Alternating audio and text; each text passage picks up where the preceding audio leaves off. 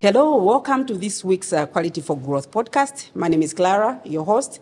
I am excited yet again to bring to you, very insightful information this time around from ZCSA, and we're going to get a lot of, insights from the Executive Director, Mr. Gerald Chizinga, who is joining us for this week's episode.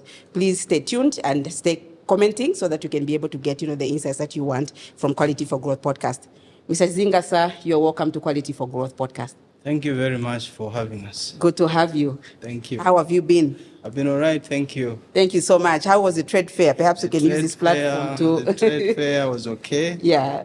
We use the trade fair as a platform to interact with our audience. Absolutely. I want to thank you again for giving us yet another opportunity to interact with our stakeholders. Thank you so much. We really appreciate. And so we just want to know a little bit about you as a person. For example, just a bit of your background. Before you came to be the Executive Director for ZCSA, where we'll get to after that.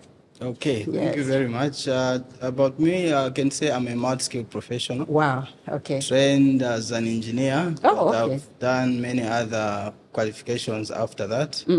I've got some qualifications in finance and management as well. Great.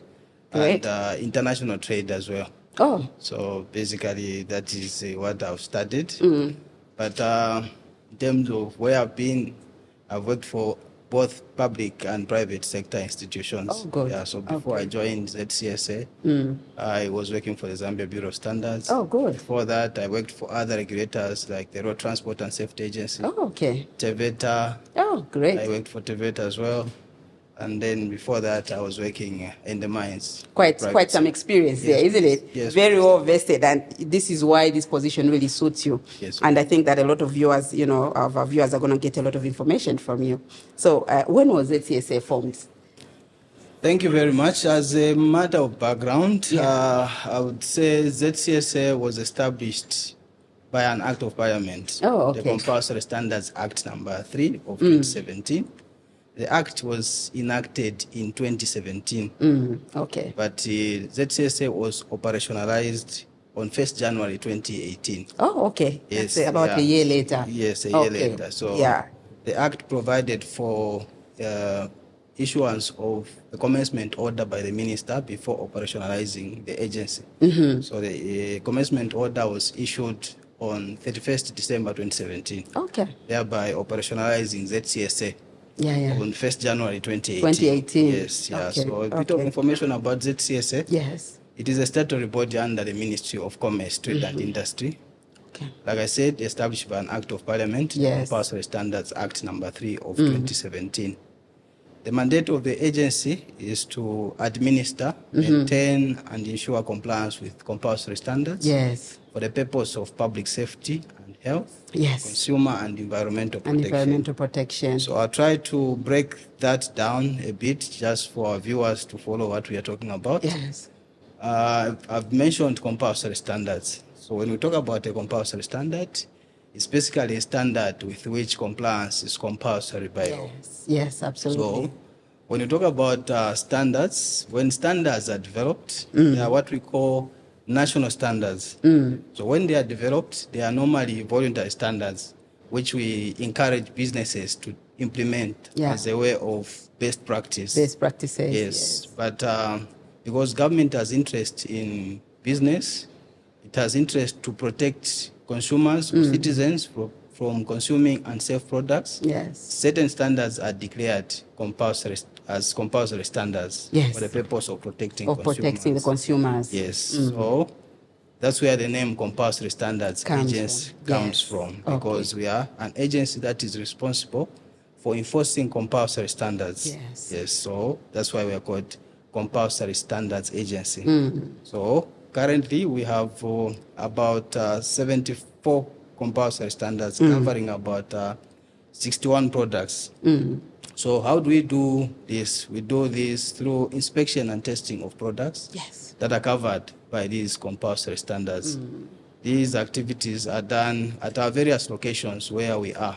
Okay. These include major border entry points. Yes. And provincial centers. Yes. So currently we are present in 7 major border entry points. Okay. And all the 10 provinces. That's where good. we have officers. It's quite convenient and easily accessible. Yes, where we have officers that provide services to all producers or importers of products that are covered by compulsory standards. Yes. So just further on the mandate, Section 5 of the Compulsory Standards Act gives the agency specific functions. Okay. Some of the functions include giving pre-market approval for high risk. Yes, it's very important. Falling within the scope of compulsory standards.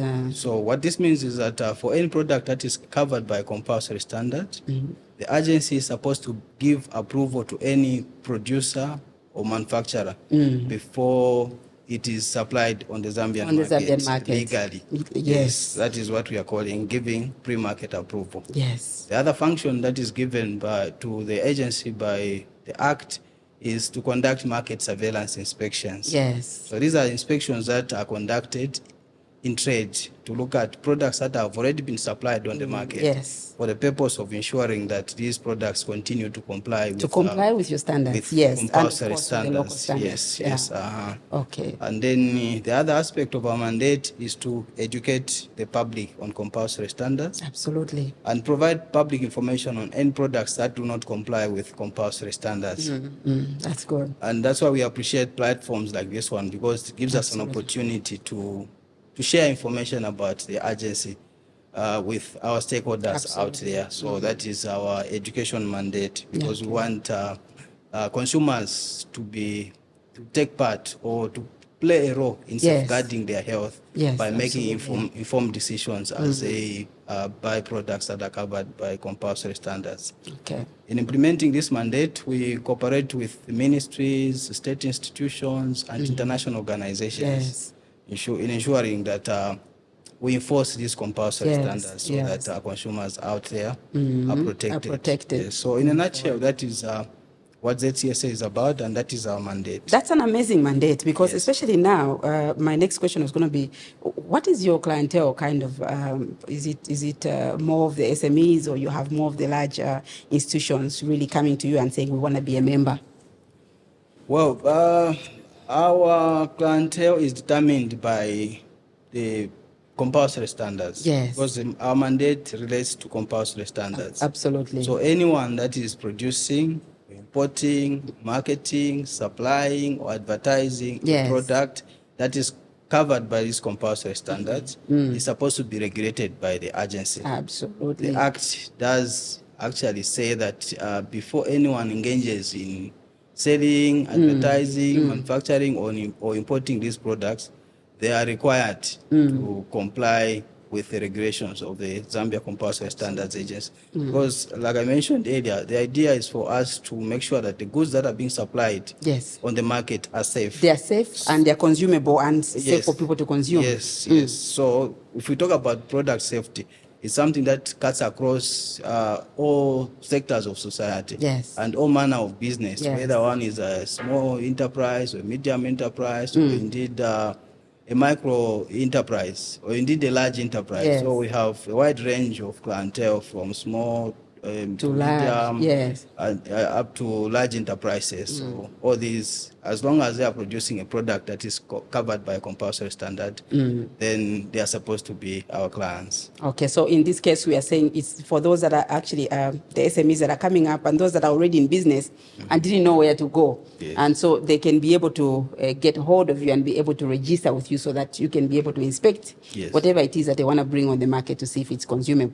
How do they obtain, this? Is there any criteria that you're using to be able to, other than what you have said, to ascertain, to say, okay, these ones, can come to us, or they can come as they are, then you come and build them? Because I know that most of them will not be privy to the information and what the standards are that they're supposed to comply to. So how do you go about that? Okay, so absolutely, they can come as they are. I think the idea is for us to work with these businesses so that we can help them to produce products that are safe. Because if they are safe, then they'll be able to penetrate the local market. I think leaders have been talking about access to local markets, especially chain stores, where they have been saying that we want more of our producers to be accessing this market. Yes. But for them to access this market, they should be able to produce a product that is safe enough. Yes. Yes, that meets the minimum requirement as stipulated by the standards. But it's not only the local markets that we are concerned about, it's also the regional market and international markets. Yes. Yes, for them to access those markets, they must be able to comply with standards. You may wish to know that the agency's compulsory standards are based on international standards. So if a producer here in Zambia complies with the compulsory standards, it means that they'll be able to comply with any other standard out there, including standards that are required of them as they meet they go into the regional market. Absolutely. So what they are supposed to do is come to the agency. The Act does provide that any producer or importer of a product that is covered by compulsory standard should register with the agency. So the first step is for them That's very important for our viewers. Yes, so the first step is registration with the agency. For them to register with the agency. And then as they register, we will require them to provide as much information as possible. And once they have registered, we'll be able to make arrangements for us to inspect their facilities. And the idea is for us to be provided with an opportunity for us to advise on how best the product can be produced. When we are conducting factory inspections, we don't just end at saying stop this or do that. What we do is we should be able to advise them to say, this is the best way, because we are going to inspect the whole manufacturing process, starting from raw materials, how the process is being conducted, all the way up to how the storage is being done and how the distribution is done on the being market. Done. And at the end of the day, we'll be able to give them advice. And if the product is tested and is found to be compliant, then we'll be able to issue a license to them as required by law. As required by law. Very specific, because sometimes you find, situations where we have companies that actually produce a lot of products. So when you're doing a stage by stage, process checklist, you also look at, do you certify one product, or you certify them as a batch per company, or you go by maybe peanut butter and then go to their water and then go to, depending on what they're producing. Well, it's product by product. Product by product. Because each standard covers a particular product. That's very important to note. Our producers out there need to declare all the products. For as long as they are covered by compulsory standards, whether it's peanut butter, whether it's bottled water, all those must be declared so that an inspection is done for all the production lines, and then we'll be able to determine whether they comply with the requirements. The standard. I asked that one because there's a tendency, especially on the market, going by some of the due diligences that we have done with other institutions. We have seen that you find that maybe one product is compliant, and then they produce some other products and use one certificate from ZCSA and say, okay, our products are compliant. So this is why I thought maybe you should put and shed more light to that effect. It's very important. Actually. It's very important because each certificate that is issued will have a schedule of products that they are legally allowed to supply on the market. So it doesn't matter whether you are allowed to supply a particular product. If you are producing a product that is not licensed, it means you're not compliant. You're not compliant. With that particular product. Okay, so what happens is when a product is on the market and these people don't know about you and they're already on the shelf, do you also record that product from the shelf, wherever it is that they've distributed it to? Yes, because the focus of the compulsory standard is product safety. Of course. If a product is on the shelf already and we have not ascertained its safety, it means that it is posing a risk to the health and safety of our citizens. So what we do is that we withdraw that product from the market and then give them an opportunity to comply with the requirements that are stipulated in the compulsory standard. So for as long as we have not ascertained the safety of a product, it means that as ZCSA, we cannot guarantee that product is safe. It's safe for consumption. Yes, please. Yes, and this could be the reason why we have seen you confiscating a number of things on the market. Sometimes you have confiscated fish, or maybe some cooking oils coming from some places that are not compliant. Any products that we have also seen you actually banning, not you as a person, but of course ZCSA confiscating some products from the market and be able to, put them away from public consumption.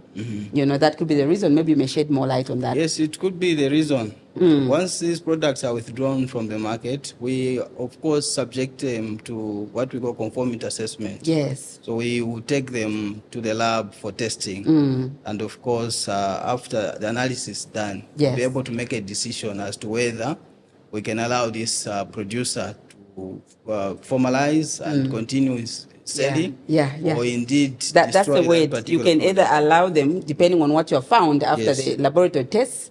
That is for the local, standards. Yes. Or the international standards as well. It's the local standard is based on the international standards. Of course. Yeah. So I think the idea is for us to safeguard the safety of our citizens.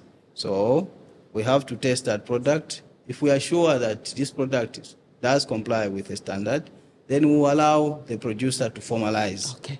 If that product is found to be unsafe, then the Act does provide for the powers of the agency to destroy that product in a manner that it sees fits. Yes. That's why you've seen ZCSA disposing of some of the products, because we have found that those products are unsafe. And some of them could have been produced in unsanitary conditions. Yes, very important. That is why it is always important for us to dispose of those products for us to ensure that our consumers are protected.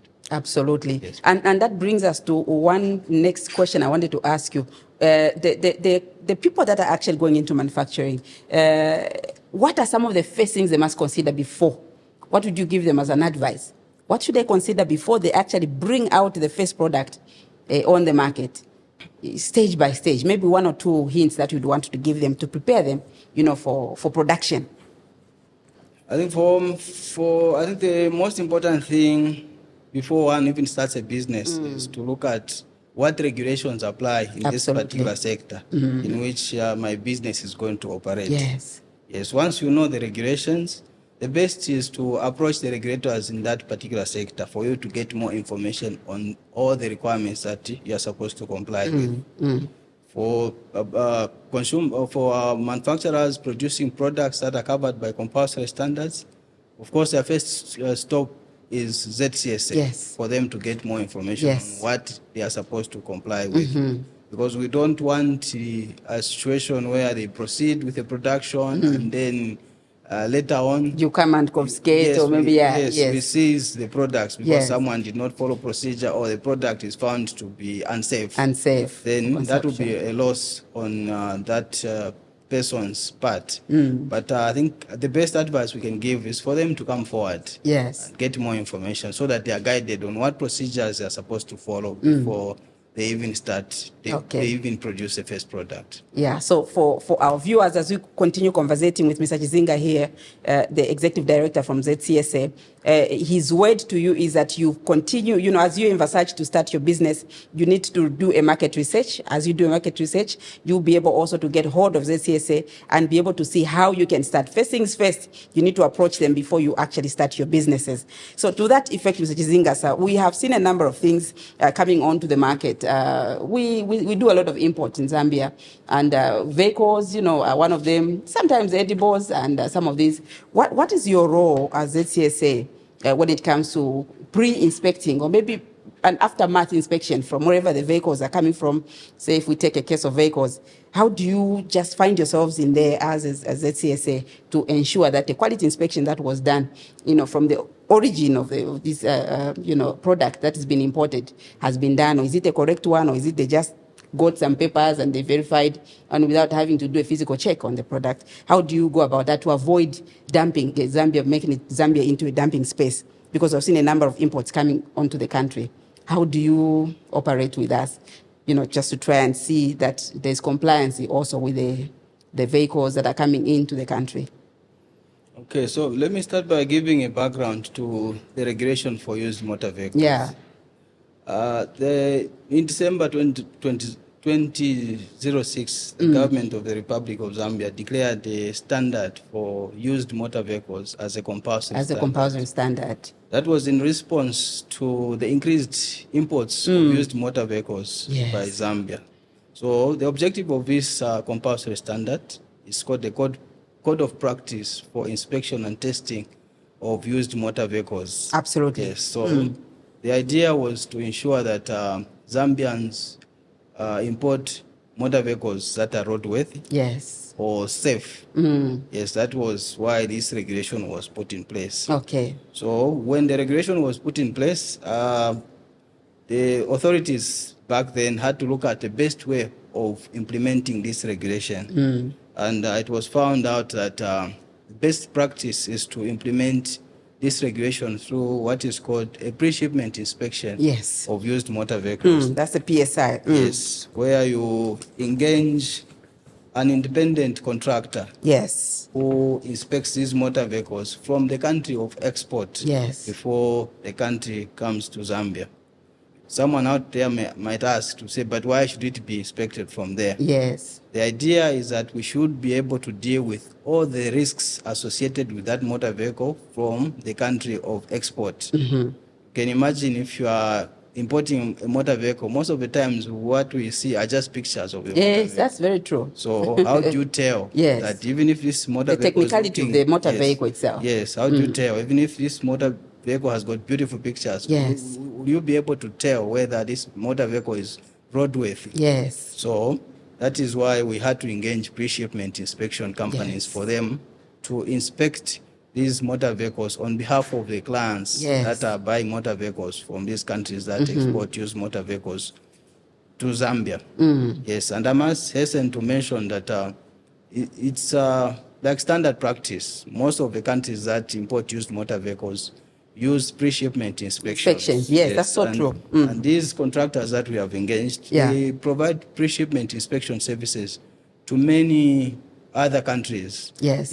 You talk about Tanzania, talk about Kenya, Uganda. They are even New Zealand. New Zealand is accessing pre-shipment inspection services from the same companies that we are using. You see? So now coming to the question that you asked to say, how do we ensure that this is being done properly? Yes. So as part of the contract, the agency is required to inspect inspection centers that are used by these pre-shipment inspection companies every year. Every year. So every year, the agency sends officers to these countries of export to go and inspect and witness how these inspections are done. And then check whether they are being done in compliance with the contracts that we have signed with these inspection companies. So I wish to assure members of the public that these inspection companies are offering a service to this country. Yes. And therefore, I wish to encourage would-be consumers or would-be buyers of these motor vehicles to make sure that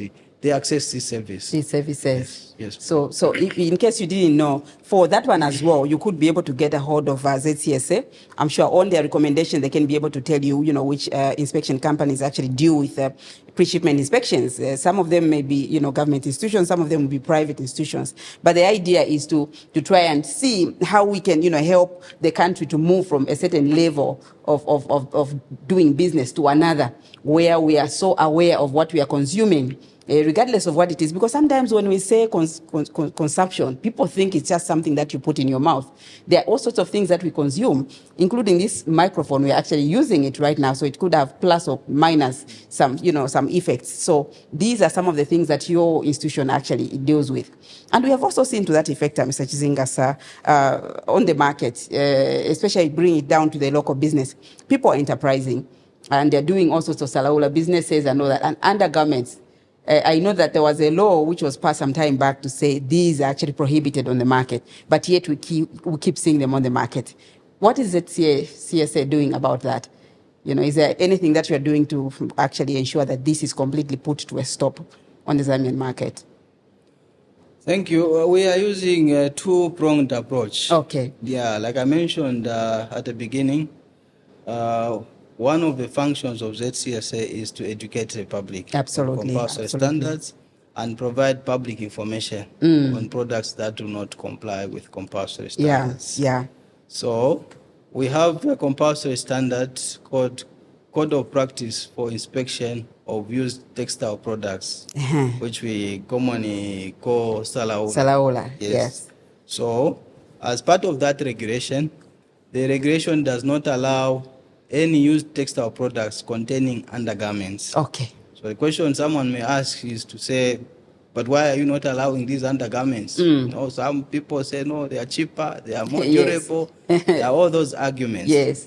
But they've got good quality, yes, so to speak. Yes, all those arguments. But I must mention that the declaration of this standard as a compulsory standard was based on scientific evidence. Yes. It is said, based on science, that someone can actually contract a disease from used undergarments. Diseases can be passed on from the first user to a secondary user. Oh, my God. So that is the information that we keep sharing with members of the public for them to refrain from even buying used undergarments. Yes. So that is one aspect where we just want to provide this information to members of the public so that they stop buying these used undergarments. Absolutely. The other aspect is the enforcement aspect.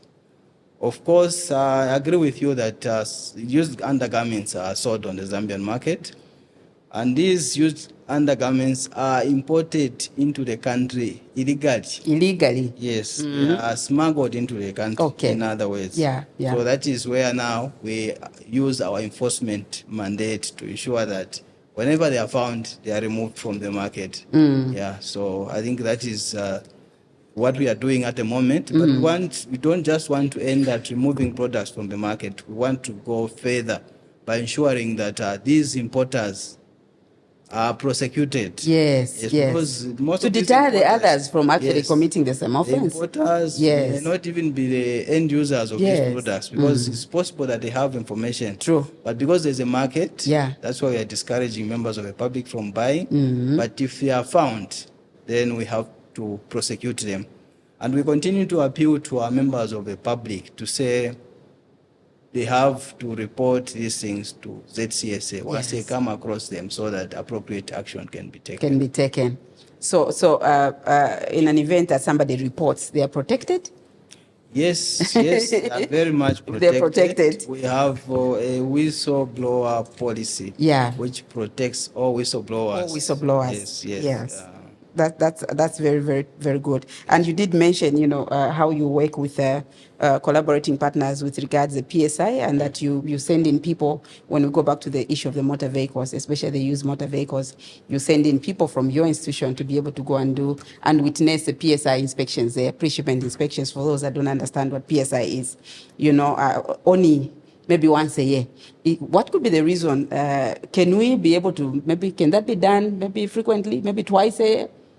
Could there be a reason why you opted for once a year to go and witness, a pre-shipment inspection from the country of export? Well, I think it can be done more frequently. It can, isn't it? The contract does provide for us to do further inspections where if we say a contractor has inspected a motor vehicle and then we have a client is not satisfied with how something was done on that particular motor vehicle. So if we investigate and find out that this inspection was not done properly, then as ZCSA, we have the authority to go back to that, to go back to that inspection facility just to see how those inspections was done. Yes, please. Okay, so the idea there is also to try and exchange information with regards to how inspections are done. And because, quality inspections in this country is been around, but it's almost like it's a new thing, especially for the public and also for the businesses that are coming up. So it looks like it's a song we need to continue singing so that people can get used to, having their products, checked for consumption, whether it's a vehicle, whether it's food, it's water. So we need to have that mindset, inculcated in us to be able to make sure that what we are consuming is something that is not only, going by the standards that our eyes can see, but that bodies such as yours and the ones that you cooperate with are actually compliant with, isn't it? Yes. Inspection companies actually bring in expertise that ordinary consumers may not have. Because if you are buying water, for example, we will just look at it and say this is safe water. This is safe water. But if an expert takes it to the lab and they do tests, they might find that it is unsafe. Which is in most cases isn't it? Yeah, that is why it's important to have confidence in inspection bodies. Yeah. Because they have expertise that should be able to guide us as to whether a certain product is safe or it's not safe. Okay. Yes. So when we talk about compliance, as we assume, because we are excited to have you on this platform, a lot of people are going to see your conversation. We would also want to delve into the aspect of the food that, we have various chain stores that are actually producing ready-to-eat meals, shimas and everything else. How often do your team go and do, quality inspections? Particularly behind, with closed doors, that is in the kitchens, and to see, the facilities, how they are, where the meals are being prepared from, the standard of the meals that people are consuming. Because sometimes we have this just because it's coming from a certain chain store, then we assume that these meals that are being prepared are of good quality. And yet sometimes we have seen a situation where people have consumed food and have actually fallen sick. I mean, how does the ZCSA come in? Do you do periodical inspections with regards to the facilities that some of these chain stores are using, those that prepare ready-to-eat meals? Okay, so, I will go back to the mandate of the agency again. Yes. The mandate of the agency is restricted to products that are covered by compulsory standards. Yes. So, at the moment, ready-to-eat food is not covered by compulsory standards. It's not covered in there. Okay. But also, that is not to say that we cannot do anything about it. I did mention earlier that one of the functions of the agency is to cooperate with ministries, state institutions, and other organizations in enforcement of standards. So where we see that it involves a product that is not covered by regulations, we do, of course, cooperate with other state institutions, including the local authorities that are responsible for public health. Okay. Yeah, so in such cases, we have to work together with the public health department to make sure that we visit these facilities just to protect. Have we had those cases before reported to you or peradventure coming to your attention? Yes, we've had such cases before. And we have engaged local authorities, especially the public health departments. And we have worked together with them to make sure that corrective measures are taken to protect the consumers. Yes. Yeah, so thank you so much for that, Mr. Chizinga. I'm still on the thought of the imported goods that are not compliant, especially on the Zambian market. In other countries, you will find a law where they are exported back to the country of export. So do we also have something, regulation that applies to that where, for example, these products, maybe a motor vehicle, because it's not meeting and compliant with the standards that you have talked about, and maybe it's not meeting the agreement that you had, between parties with regards to the PSI, do you actually have, a mandate to also, send them back to the country of export to avoid that Zambia becomes a dumping site? Is there any policy like that so far? Yes, the Act does provide for 3 options when it comes to dealing with non-compliant products. The first option is where it is possible, you can give an opportunity to the importer to correct that particular product if it is possible. If it's possible. Yes, but that is not applicable to products like food products. If it's non-compliant, it's non-compliant. It's non-compliant, yes. Where a correction is not possible, the Act also does say that we provide an option to the importer of that product to export, to re-export that product from the country to the country of export. Yes. So that is the second option.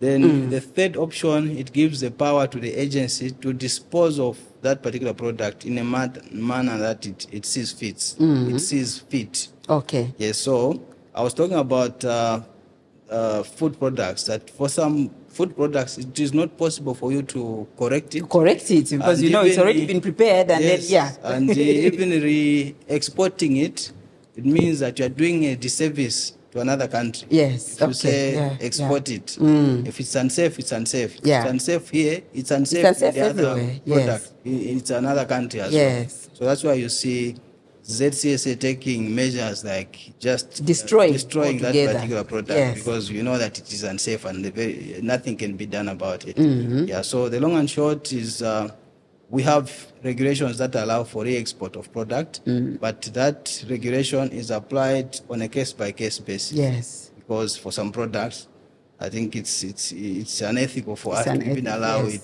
to be re-exported to another country. Yes. I love what you have said, that it's unethical, because in other countries actually it does apply. For example, if it's maybe clothes and they're not meeting the standards, some countries are serious as that.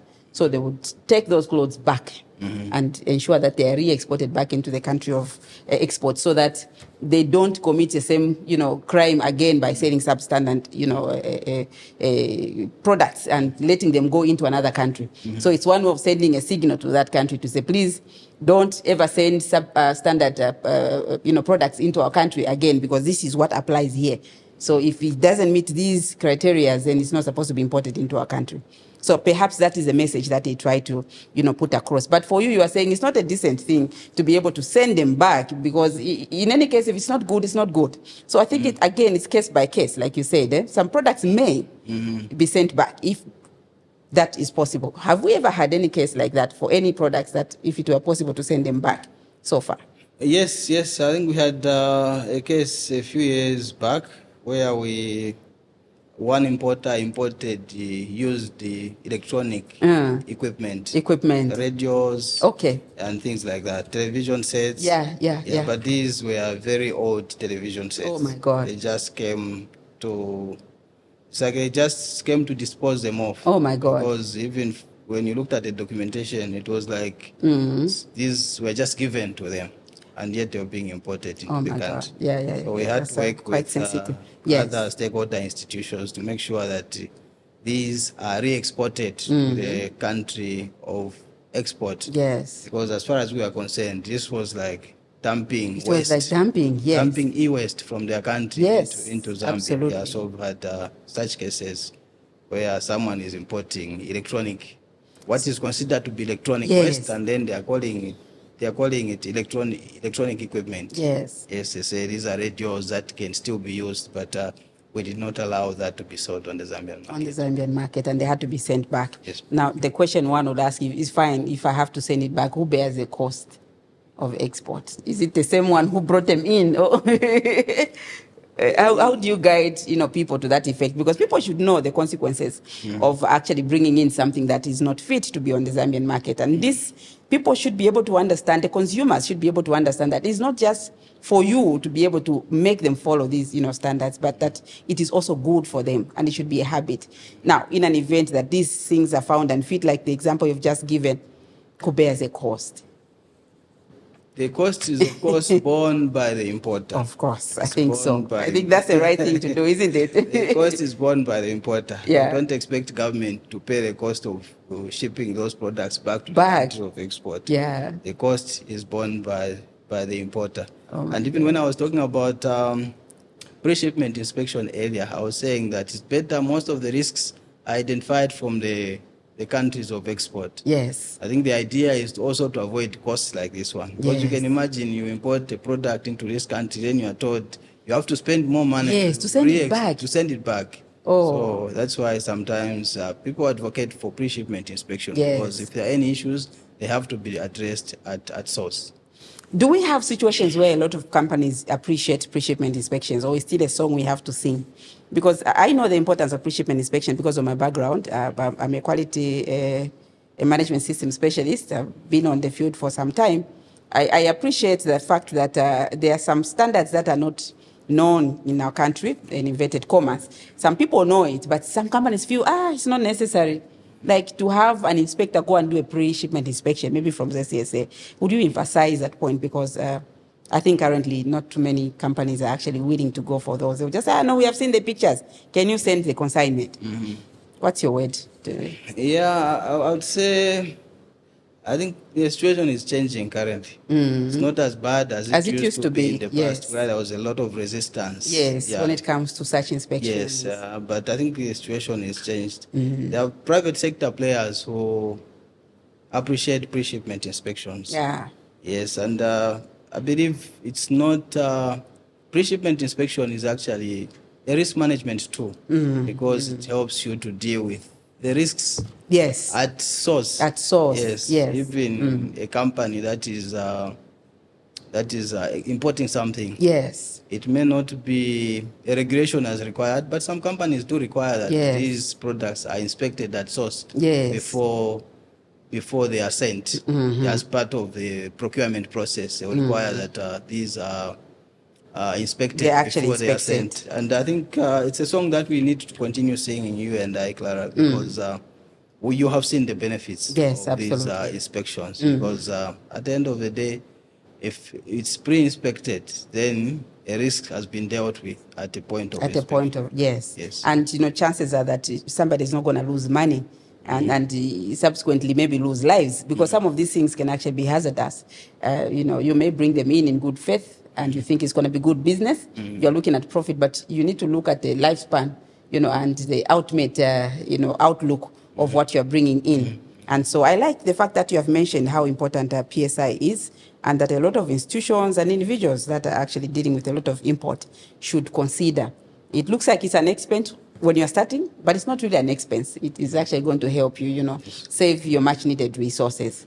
Yeah, so to that effect, Mr. Chizinga, how is your relationship like with Zambia Bureau of Standards and with Proudly Zambian campaign and with ZAM? How does ZCSA collaborate with this? Because I believe there's a relationship that people should be able to know, and why it is important for you to collaborate with these collaborating partners for you to execute your mandate. Okay, so I was talking about our mandate being that of implementing compulsory standards. Yes. So these compulsory standards are based on national standards. Yes. These national standards are developed by a national standards body, which is the Zambia Bureau of Standards. Bureau of Standards. So that is the relationship that is there between ourselves and the Zambia Bureau of Standards. They develop standards, and from the standards that are developed, we're able to develop regulations, which we call compulsory standards, which we then enforce as laws. Okay. And even during the standards development process, we are a stakeholder in the development process because of the experience that we have in implementing on the ground. Standards. Yes, absolutely. We do provide input by sitting on various committees that develop standards. So there's that relationship between ourselves and the Zambia Bureau of Standards. Yes. Zambia Association of Manufacturers is a very key stakeholder institution because it represents the interests of manufacturers out there, most of whom are our clients. Yes. Yes. So there are some times when the association feels that there are certain standards that need to be declared as compulsory standards.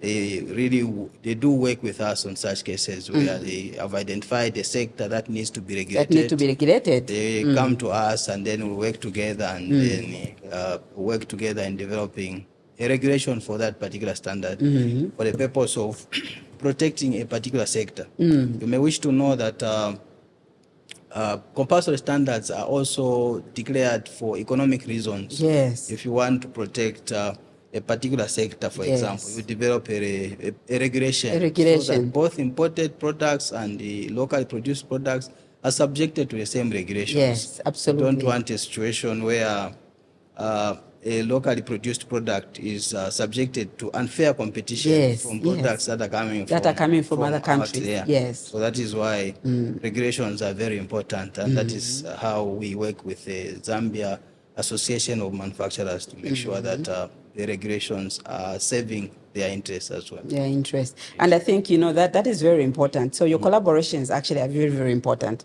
And I've seen a number of, bodies try to award the people that have been doing well, that the ones that they have, the businesses that they have on their database, and they think they've been following the rules quite well. And, like, for example, ZAM have been having their awards. I think we recently saw some of their, members being awarded. Does ZCSA have a similar approach? How do you just encourage the ones that you think have been compliant and are good examples and you want to showcase them, to others so that they can use them as an encouragement, as an inspiration to follow the rules and be compliant? Well, we've never had awards. Yeah. But quality awards that are hosted by the Zambia Association of Manufacturers. Of course, working together with the Zambia Bureau of Standards. We also are a stakeholder institution in those awards. So we believe that it's a very good way of recognizing the efforts of manufacturers in this country, because I think they have done quite well in terms of improving the quality and, of course, the safety of the products that have been produced. Earlier, I talked about access to markets. Because of the improvements that have been there in terms of the quality and safety of products. You will see that most of the chain stores now are stocking Zambian manufactured local products, which is a good thing. Which is a very good thing. So I think quality awards also contribute to encouraging manufacturers to strive for excellence in terms of the quality and safety of products. And safety compliance. And to that effect, whether we like it or not, Zambia is going to be benefiting from the upcoming businesses like any other country that has actually made it. Like we can take, for example, Germany and several other countries that have actually thrived on local businesses in terms of growing their economy. So this is where now your role comes in, as important. Do you train? Do you also provide training as a ZCSA to these upcoming, institutions, just to give them the much needed information with regards how they can proceed with following the rules laid by the government and your institutions and also the international standards? Do you offer training to these people currently?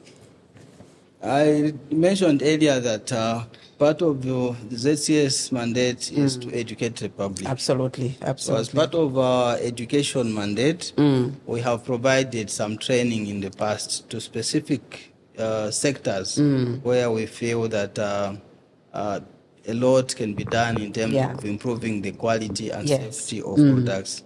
Just last year, we had a training for peanut butter producers. Oh, great. That are based at Soweto Market. Oh, good. As a way of helping them to improve the safety of that particular product. As a way of helping them to comply. Yes. So that is the training that we had last year. That's good. And we are hoping that we can roll out that training to other places markets as well. So that, because we have a lot of our people, our mothers producing peanut butter. Yes. But how do we support them? How do we handhold them to ensure that they produce product that can be sold in a supermarket, for example?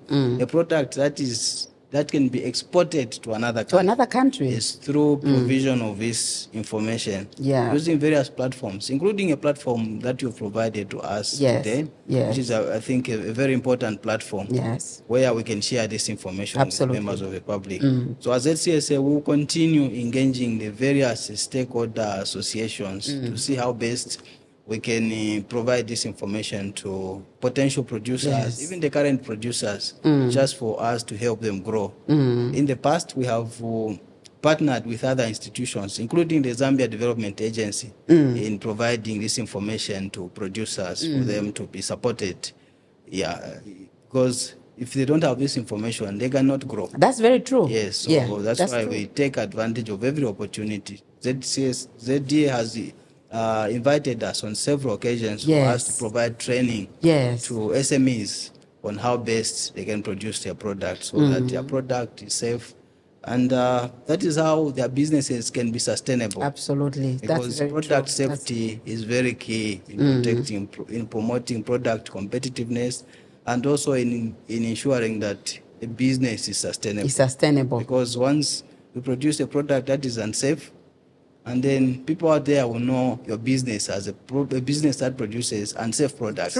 True. And that pushes you out of business. That will be the end of the business. Yes. So that's why we always promote product safety, so that promotes the reputation of the business and eventually sustainability of that particular business. Absolutely. That's fantastic.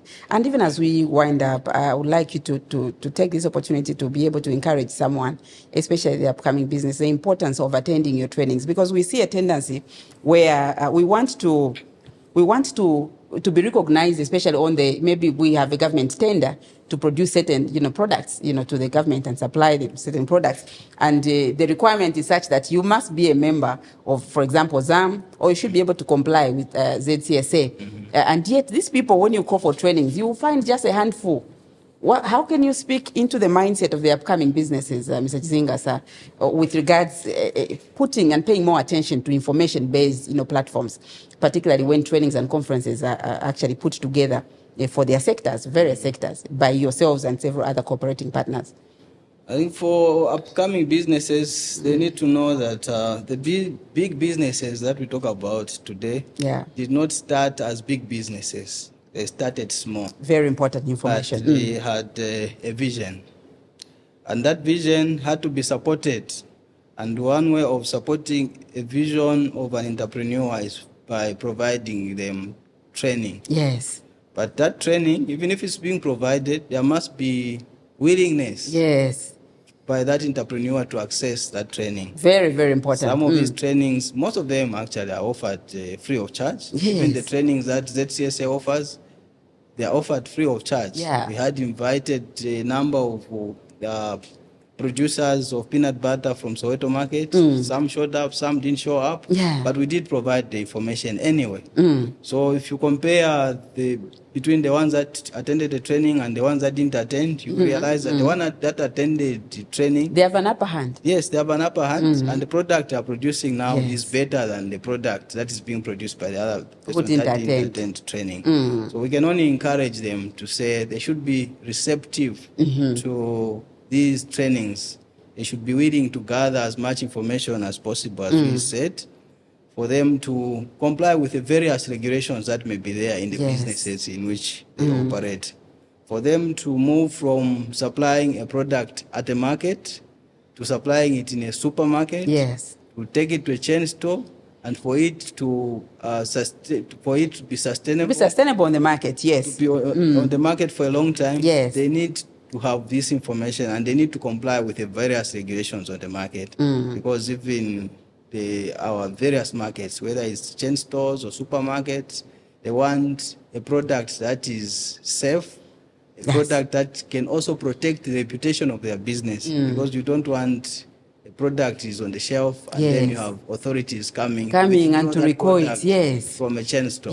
That's why even chain stores, before they register these businesses, they make sure that these businesses are compliant with the various regulations that are available on the market. Yes. So I asked that question because you see, we have seen with the due diligences that we have done on the ground, especially with institutions such as ZDA, we have seen that if there's something that we really need to work on, especially now, people are willing to enterprise and they're also willing to grow their businesses. But there's something that actually, especially on the Zambian market, that actually stops the people from meeting the right standards. One of them is not having the right mindset with regards how they receive information. And that's the reason why we ask that question, so that you can be able to, shed more light and just put the importance on it, why it is very, very important for them to be able to attend these trainings. And you can say they are free. These trainings may not necessarily be free, because sometimes people think, oh, it's free. Even if I go there, I don't go there, there's no expense. The people that are actually facilitating these trainings are actually on allowances, and sometimes they need all sorts of costs that maybe the government has been able to provide for. And maybe some donors have been able to fund for a certain project, for you to be able to have information, our dear viewer, and as an upcoming entrepreneur, and yet you don't show up. So when you don't show up for training such as that, you are a business person who has no information. And most likely your business is going to be stunned. It's not going to grow accordingly. If I got Mr. Chizinga correctly, the CEO, the director from ZCSA, he is trying to emphasize the point that you need to attend these trainings. And I think to that effect, Mr. Chizinga, sir, I would like to ask if there are any further ways you'd want to, information that you want to give to the enterprising people and just the general populace to know about ZCSA and how important it is that if they find something is wrong, they should be free to report, and that the ones that are reporting are protected, and that indeed actions are going to be taken, to be able to prevent further damage onto the consumers, especially on the Zambian market. Thank you very much. I will start by saying that the government has a responsibility to protect its citizens from unsafe products. And this is done through implementation of standards, which we call compulsory standards. And these compulsory standards are implemented by ZCSA. There are other regulations that are implemented by other regulators, including sector regulators. Sector regulators. Yes, so for producers or potential producers out there, they need to be aware of this information. And if they need more information, they can visit ZCSA at head office here in Lusaka along Great North Road. Absolutely. They can also, if they're not in Lusaka, they can visit a nearest ZCSA office, either at major border entry points or in provincial centers to get more information about what I've said. The other issue that I want to mention is that consumers out there also have the responsibility to safeguard their health, their safety, by ensuring that they report any suspicious activity in their neighborhoods or anywhere else.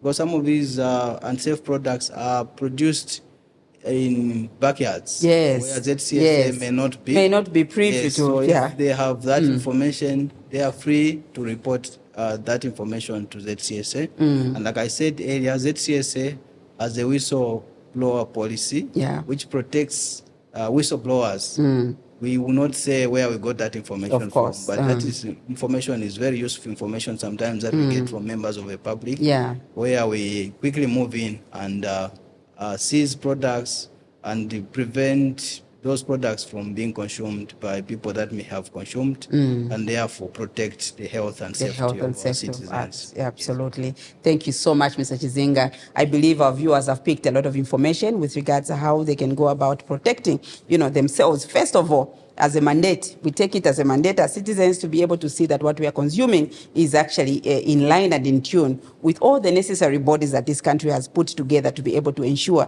that we grow a generation that can be sustainable. We don't just want to do business, we want to do business that can actually grow not only the economy but also grow the people of Zambia. And to that effect, Mr. Chizinga, thank you so much for coming and making an appearance on Quality for Growth podcast.